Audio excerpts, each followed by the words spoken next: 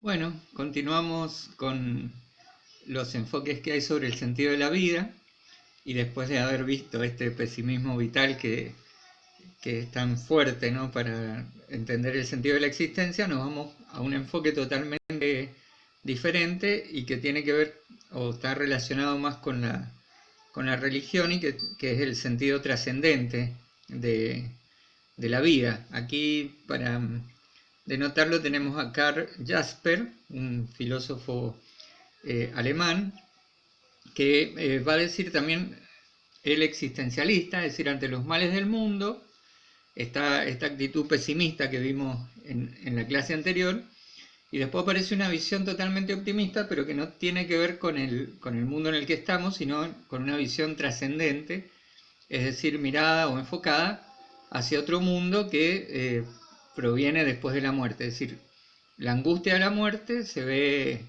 sobrellevada porque viene otro mundo mejor, trascendente, a este que conocemos y en el que vivimos, ¿no es cierto? A mí me gusta ver esta imagen del gusano que se transforma en mariposa, que es un poco lo que nos guía en esta mirada de Jasper, porque el gusano tiene que pasar por ese episodio de transformarse, de morir, para poder convertirse en una mariposa hermosa. Entonces, bueno, vamos a leer ahora a este filósofo. Dice: dicho de otra manera, el hombre busca la salvación.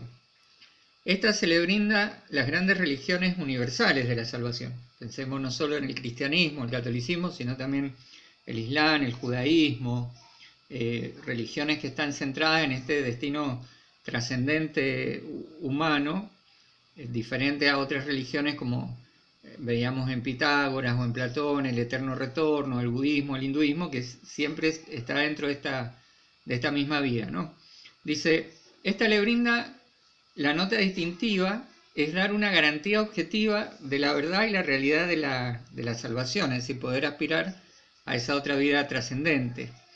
El camino de ella conduce al acto de la conversión del individuo. Esto no puede darlo la filosofía.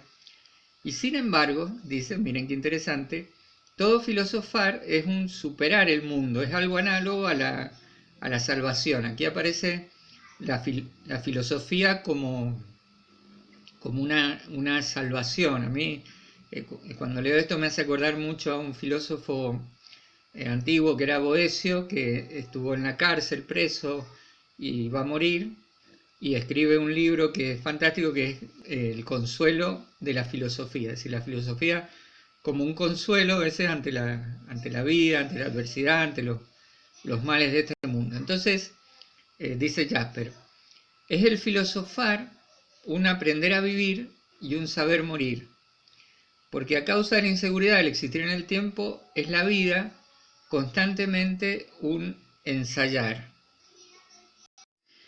¿Y qué es este ensayo de la vida? ¿Cómo es ensayar la vida? ¿Cuál es este concepto de Jasper? Dice: se trata de osar un ahondamiento de la vida, es decir, ahondar en lo que significa vivir, y es exponerse incluso a los mayores extremos sin velárselos a uno mismo, es decir, sin ocultárselos a uno mismo. Hacer que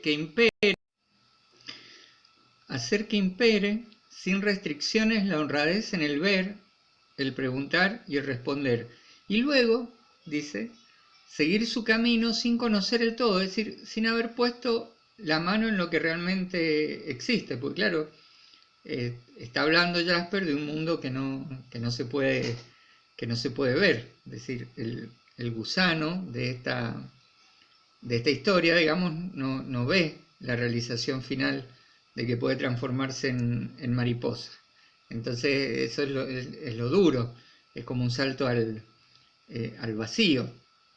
Dice: sin encontrar por medio de falsas argumentaciones o de engañosas experiencias, el resquicio, por decirlo así, que permite ver desde el mundo objetivo directamente el fondo de la trascendencia. Es decir, quien decide apostar por una vida trascendente está apostando por una vida que no puede ver, que no tiene evidencia de eso, que no tiene experiencia de eso. Entonces sabe Jasper que eso es lo difícil.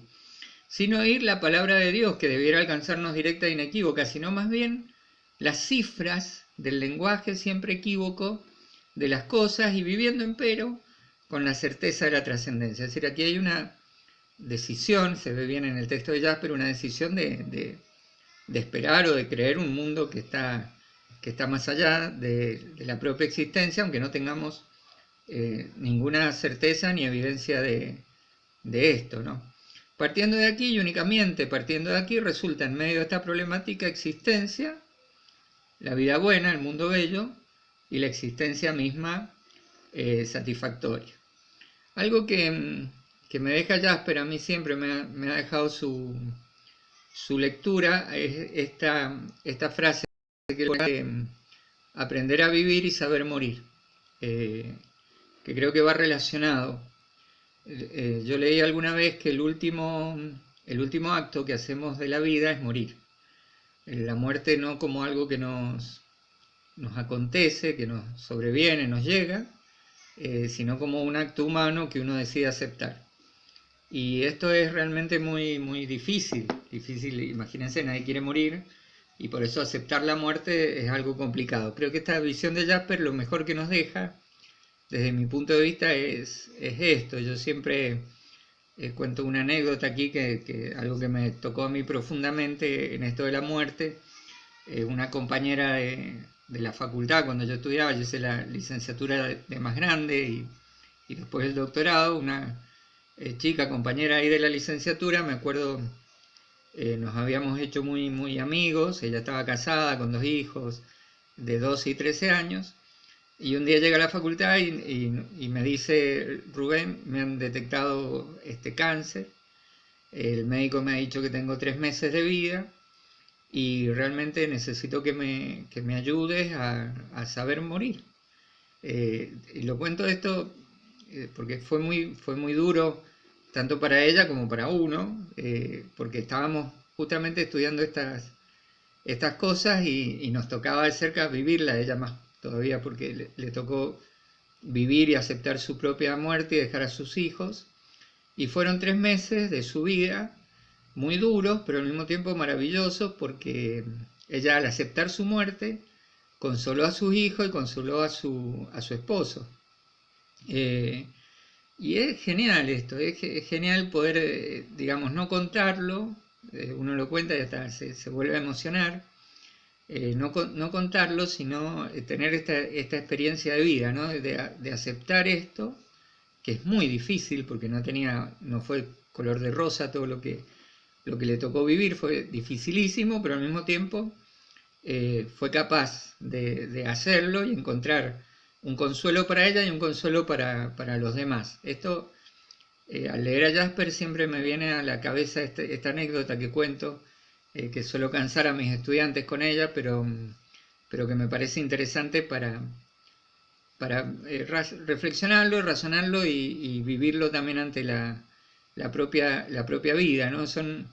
Me parece a mí esas decisiones también que tuvieron nuestros héroes antes de una batalla, donde defendían la honra de la patria o defendían los grandes ideales, enfrentarse a la muerte de una manera casi segura y hacerlo con dignidad y hacerlo con entereza y con fortaleza.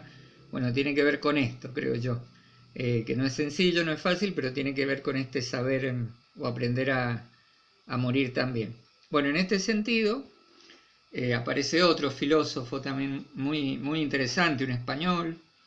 Hemos hablado de muchos filósofos alemanes, ahora, bueno, uno de nuestra lengua, Miguel de Unamuno, también, que fue muy buen filósofo, y él hablaba de la vida humana como una tragedia. No aparece la vida a veces como una comedia, sino los males de la vida la hacen ver como una tragedia. Y él tiene este texto que lo vamos a leer porque está muy bueno. Dice Miguel de Unamuno: ¿por qué quiero saber de dónde vengo y a dónde voy? ¿De dónde viene y a dónde va lo que me rodea y qué significa todo esto? Porque no quiero morirme del todo y quiero saber si he de morirme o no definitivamente. una cosa así, a ver qué pasa, ¿no? ¿Qué es lo que sucede?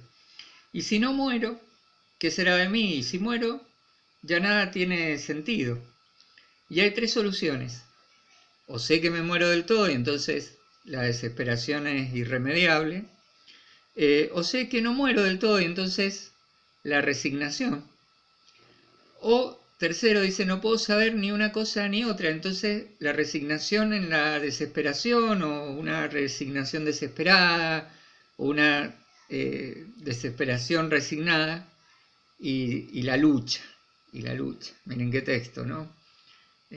Desesperación resignada, resignación desesperada y la lucha que todo esto implica. Sigue diciendo Miguel de Unamuno en esto: quedémonos ahora en esta vehemente sospecha de que el ansia de no morir, el hambre de la inmortalidad personal, el connato con que tendemos a persistir indefinidamente en nuestro ser propio y que es, según el trágico judío, nuestra misma esencia, eso es la base afectiva de todo conocer y el íntimo punto de partida personal de toda filosofía humana, fraguada por un hombre y para hombres.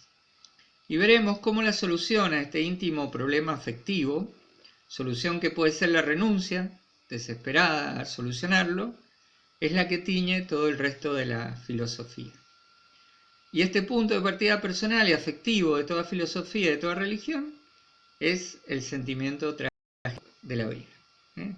Qué belleza el texto y qué profundo, ¿no? Algo afectivamente que uno sabe, lo que pasa es que no lo enfrenta. Nos cuesta hablar de la muerte y nos cuesta hablar del fin de nuestra vida porque nadie quiere aceptarlo ni lógicamente, ¿no es cierto? Es algo natural al ser humano, pero es el sentimiento fundante de toda filosofía.